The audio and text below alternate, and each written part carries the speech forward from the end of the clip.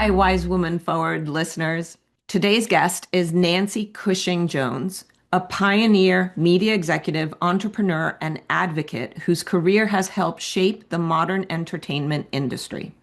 Nancy became the first female division president in the history of Universal Studios, where she transformed publishing from a marketing function into a major revenue generating business and helped creating what became the multi-billion-dollar video game licensing industry. Since then, she has co-founded successful media and branding companies and remained a passionate advocate for human rights and women's leadership.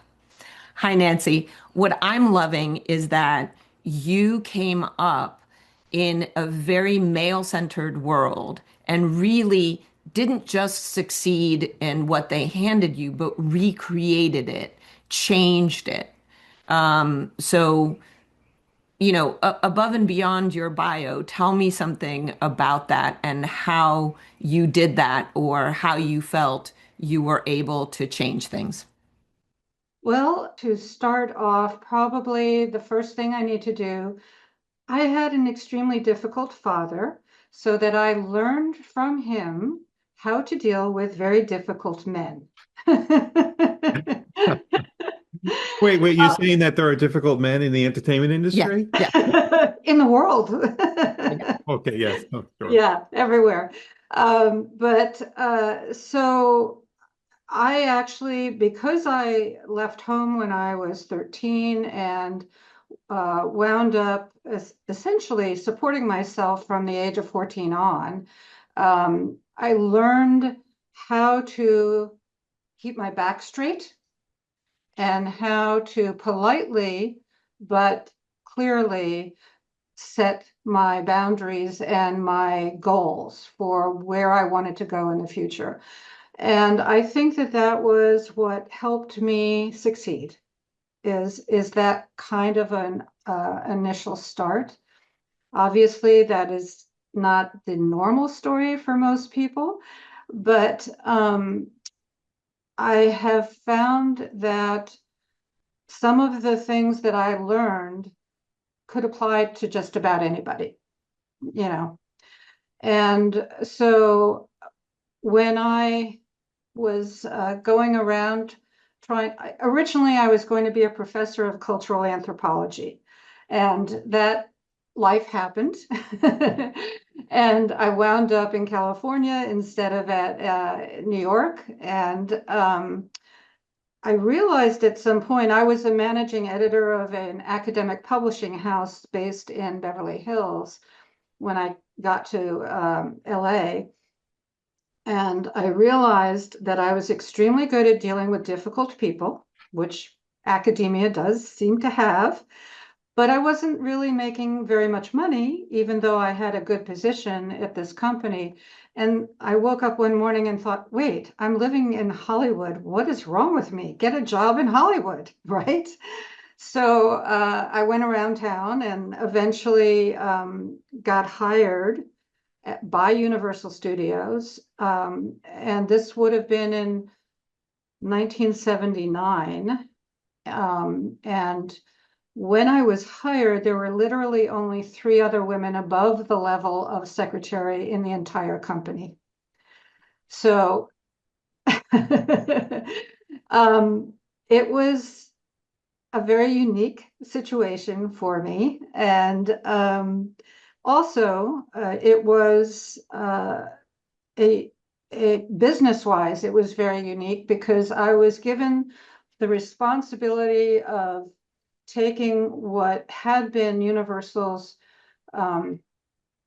marketing efforts in the book publishing world based on their movies, TV shows, etc., and turning that into something that would actually generate money, not only domestically, but internationally as well. And so that to me was living cultural anthropology as opposed to teaching it. And because I had to deal with cultures around the world as well as domestically. And so I was having a fantastic time. doing that, even though in the very beginning I was neurotic as could be, because I was making stuff up as I was going along. And at that time, the company was owned by and run by a gentleman you may have heard of, Lou Wasserman, who was the mega guy in Hollywood at that time. He was tough. But what I found was that because I stood up for myself, he respected me, and he was forever, in the 23 years I was there, a clear supporter of the work that I was doing. And I think it was really because of his support, and his number two was Sid Sheinberg, who you may have heard of as well. And Sid also was a major supporter. And so having those two men acknowledge and accept me as an equal was so critical to my success there. And I mean, when I very first started, I forget even the title I had, managing editor or something like that. I forget what the original title was. And so I started in 79, and then in 1983, I got a call from Lou saying, "What do you know about video games?" And I said, "Absolutely nothing," which was a true statement. And he laughed and he said, "Great, because now you're going to also start a video game division." And the reason I think that he chose me was because the thought process was the same as what you had to think about in terms of developing stories for books. It would be developing stories that would work as a game. So it's sort of a similar thought process. And he also knew that I got along well with all of the producers, directors, some of the major stars who I had to interact with to get their approval on some of the products that I was doing and so forth. So I started that as well from zero. And there was a funny moment, I must admit, which when I went to the first couple of meetings with game companies, and obviously they were all men, right? And so literally two different times I would go into the meeting and all these guys would be sitting around a table or whatever. And one of them would say, "Oh, great, you're here. I take my coffee with cream and whatever." Oh my God. And so I very politely said, "Oh, that's interesting. I hope you can find that for yourself." And What a then they response. would all, I mean, it's that It's person never, calmness yeah, that, right. yeah. It's just amazing. Okay, I hope you can find that for yourself. Oh my God. and so the entire room would go, "Oh, who is she?" And then I would explain I'm from Universal, and then the whole energy changed, obviously, because they needed whatever I was coming to talk to them about. So, but it's that sense of polite humor that I think is a critical asset for people, male or female, frankly, to succeed in a difficult world. Mm. You're mentioning the key that unlocks the potential for the door. You have to realize it's a door. You have to realize that that door, and I think most people who push the envelope in terms of what is appropriate or acceptable are doing it because they haven't been shown basic boundaries. And so they're pining around trying to find a boundary they can hold on to. And it feels like you're very comfortable with providing a boundary.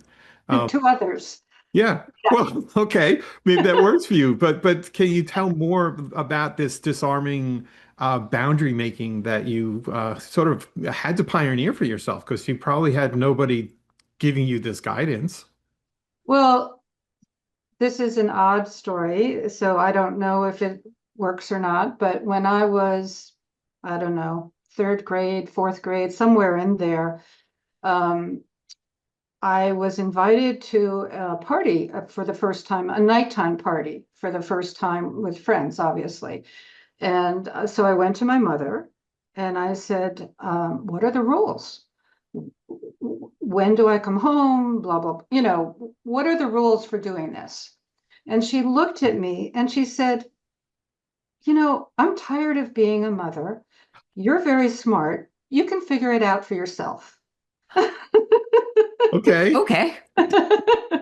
So that I think sets you up for understanding that from the earliest possible stage, I was making up the rules for myself. And when it makes me laugh in retrospect, because when I went to that first party, my rules were more strict than anybody else's at that party.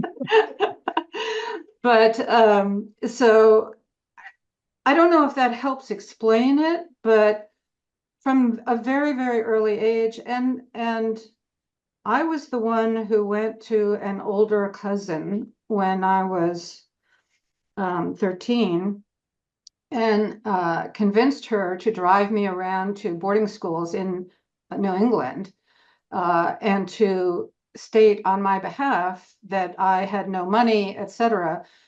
But I did have very good academic records.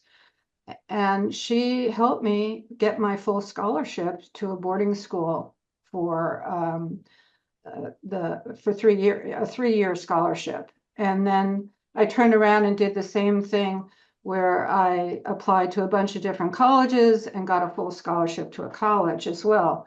So I was really setting my own goals, my own expectations, I guess, my own boundaries. I don't know if that answers your Oh, question. it does. And if it has me being completely unsurprised by the fact that these powerful men said we need a video game division.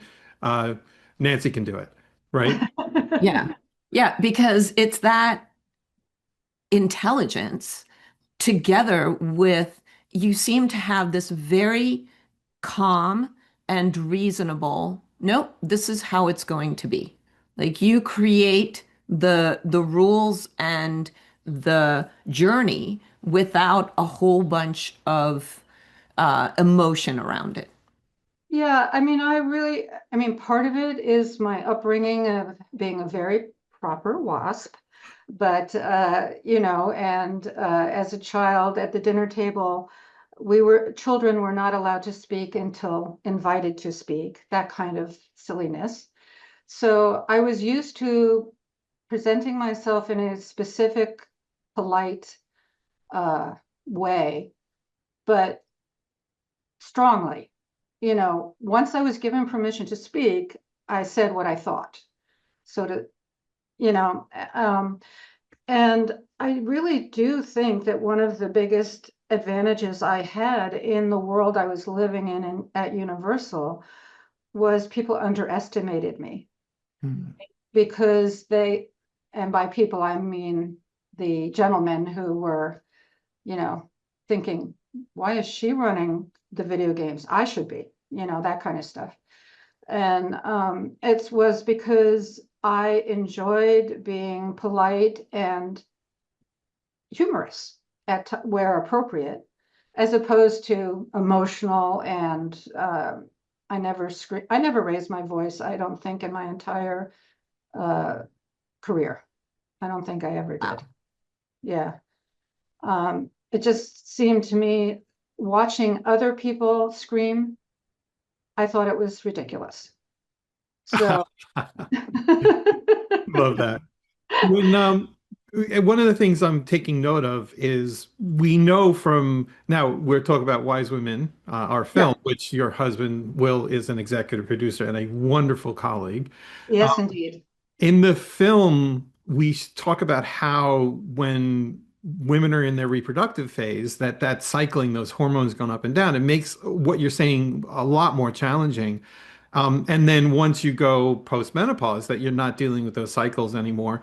Have you noticed a difference in that for you? Has it become easier to speak your mind, or what is the difference between when you were cycling and when you're not? So my premenopause, menopause phase was not as dramatic as um, I think most women experience. And so the difference between pre and post for me personally is not dramatic. Okay. Uh, so unfortunately, I'm not a good example of that vis-a-vis wise women. But Well, It kind of feels like the wise he women grew thing, up yeah, as a has, wise yeah, woman. you this is what was it, third grade? I mean, that was Yeah, your wise yeah, woman in third grade. Yeah. exactly. So Yeah, thank you for that. yeah, And look at all the things that you've brought into the world because of you're just being that wise woman. So we're all grateful for that. yeah. well, thank you so much. I mean, it was so, well, I don't know if this is an appropriate story to keep in the interview or not, but Those are I the best kinds usually. So Yes. let's have it. Tell us, tell us. um, so as I think I mentioned, there were several gentlemen who were literally screamers who worked on the lot, and I remember one time there was a gentleman whose office was right across the way from mine, and my assistant was in the middle. Her desk was in between our two offices, right? And he was calling everybody in one by one to his office who reported to him to scream at them. And then he made them sit down in the room and watch as the next person got screamed at, et cetera. And my assistant came in and said, "Do you know what's going on here?" And I said, "Yeah, don't worry, it's okay. I know how to deal with it." And he waited to keep me as the last person because he wanted everybody to see that he was going to scream at me. And so when I was called into his office, I went to the door of his office.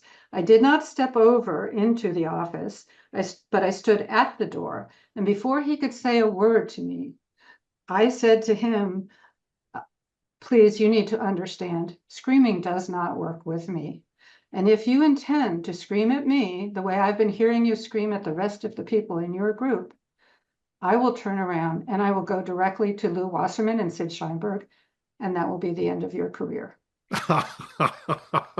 Right on. Wow. I want you to be like we got to get groups and have Nancy coach them, man. Yeah, You yeah. know, there's more for you to do. Well, and the good news is he did not scream at me. Of course Of not. course not. After that, Yeah. he'd be more of an idiot You than know, he was reacting just to like. give you a view of my warped logic, I'm almost like thinking of misbehaving so that I could get some of that wisdom thrown at me, like coming down. Or Please don't. I don't know. It's No, wrong. don't, please Is don't. that Yeah, okay? please No. no. Okay. Not one of my best ideas. Trying to push the boundaries. Yes. Yeah, So, as Chris mentioned, we know you because Will is one of our EPs. And right. uh, in the time that we were working with him, you know, in the production of the film, we only heard of you as his wife and this woman that he respects and loves. And then one day I looked you up and I was like, oh, wow. And then we had, cocktails together and you're talking. And as you're talking, my chin is going closer and closer to the floor until it just like totally dropped. And when I asked you, hey, come on our podcast, you're like, okay, but why? And, why would people be interested in Everybody me? who's listened to this point is Like, oh, my chin is oh at the boy, floor. yeah, thank you. So it's like you have this very matter of fact and no big deal way to look at yourself, even though what you've created, not even just as a woman, as a Business person. executive Yeah. in Hollywood is huge. Yeah. And then a woman is huge. And then, starting in 79, which was not an age where, like Yeah, you said, you came in and just about any woman that was around was a secretary, right? right. Do you think that you have that sense of yourself?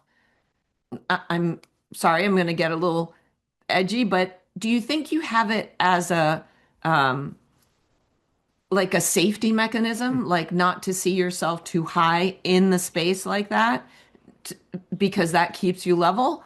Or is it just that's just always been your personality? No one has ever asked me that question before, and that's fascinating. Um, I think that I always saw the way I presented myself as my security blanket, so to speak. So maybe it was a safety thing. And also, I think because I, I was never really impressed by people who talked themselves up. You know Mm. what I mean? Like too much ego stuff. The too much ego gets in the way of actually getting things done, it seems to me. And oh, and I was going to tell one other story that I think might be useful for younger women who might be watching this, which is that, I had been working at Universal for several years, and by that point, I think I was maybe a vice president or something of my division. Um, and I was thinking, they're not paying me enough. I don't know exactly what the men are making who would be equivalent, but I know I'm making less than they are. And I don't have the title I should have for running two different divisions. And so I worked for, I don't know, a couple weeks preparing a speech about why I deserved to get a higher salary and a better title. And so I set up a meeting with this lovely man who I reported directly to on a daily basis. And I go into his office and he said, Nancy, I have no idea. Why are we meeting? And I said, well, I want to talk to you about the fact that I think it's time for me to get a raise and a better title. And he started laughing. And I was so shocked because he was a great guy and a major supporter. And I said, why are you laughing? And he said, I just was wondering how long it was going to take you to get what you deserve, to ask for what you deserve.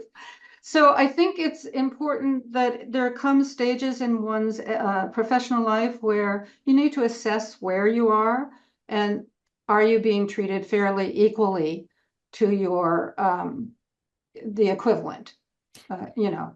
That is a that is a great lesson Yeah. because it's not just you have to use your voice and ask calmly, put the case together, ask for what What you are what worth. what I'm Yeah. so it's such sage and beautiful advice, which is that so you apply your intelligence, wisdom, and experience to express yourself, and you find safety expressing yourself. Where so many of us are conditioned that it's dangerous to express yourself. You just made the case that it's much safer to express yourself and doing it without yelling, right? Doing Yeah. it Oh, without yeah. the emotion, but this way of doing it, it's just such a beautiful notion.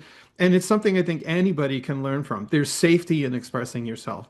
Yeah. Well, I mean, another example of that, there was a gentleman at the studio who decided he should control the video game division. By then, it was making a significant amount of money, and he literally called me up one day and said, "I've decided that the money you're generating is going to go to my bottom line." And I started Well, laughing, and I said, no, I don't think so. And he said, yeah, it will. And I said, well, yeah, that's interesting. If it goes to your bottom line, who is going to do the work to generate the money? And he said, well, you are. And I said, no, I'm not. And it went up the executive level or whatever. And so we had a debate in front of Sid Sheinberg. And at the end of he did his thing, and then I did my thing, and um, Sid then, the guy thought he had won, of course. And then Sid turned to me with a big smile on his face and he said, Nancy, you told the truth. You told the correct story. You're keeping your money and you're going to continue to run your own division. And I thought the guy was going to have a heart attack. Yeah, yeah, for sure. There you go. It's not emotionality or not, it's the truth. Yeah, When Yeah, you hear the and truth, clear. feel the truth, and speak it, yeah, Yeah. so beautiful. yeah. Yeah, and with you have to maintain your dignity. And to me, being overly emotional about something, like if I had gotten really emotional and you're attacking me, how dare you? I would have lost. Mm, Yeah, yeah. Would brilliant, have brilliant. lost. Yeah. Yeah, Such great advice. So Yeah. wise yeah. women leading us. Exactly. So that's why I knew we needed to talk to Nancy. So, Nancy, our podcast is called Wise Women Forward. What does that phrase mean for you, and what do you envision with Wise Women Forward? Well, I think that your film, what you're doing around your film, all the work that you're doing is absolutely critical in today's world. Because once again, much to my horror and dismay, women are being attacked, generally speaking. Not just in other places around the world where you might expect that, but here at home as well. And so I think it's of critical importance that women and men both continue to be made aware of, talk about, respect, uh, push, whatever all the proper words are that I should be saying, that women are critical to the success of our world. Mm. And that there's been historical proof forever, you know, and from the whole beginning of time, there has been a patriarchy that women have had to push back against. And it's ridiculous in today's world that that still is happening. So the work you're doing is critical. Oh, thank you. You. We like doing it, and we Yeah. one of the things that's so thrilling for me is that we get to do it and get to talk to people like you. That's Well, that's I have to keep pinching myself Yeah. versions of stuff. Yeah. So thank you. And thank you. Your stories are so amazing, I think, to so many of our Yeah, listeners. So thank you. thank you for I being hope with so. us today, Nancy. My pleasure, and keep on pushing. Thank you Okay, so much. awesome. Okay, well, everyone who's joined us for this wonderful episode of Wise Men and Forward, thank you for listening to us or watching us on our channels. You can find more about our movie. We're going to put links in the description, and look up Nancy. She's just a titan, and in all the best ways. So, thank you for your time, and we'll see you on the next one. Thank you very much.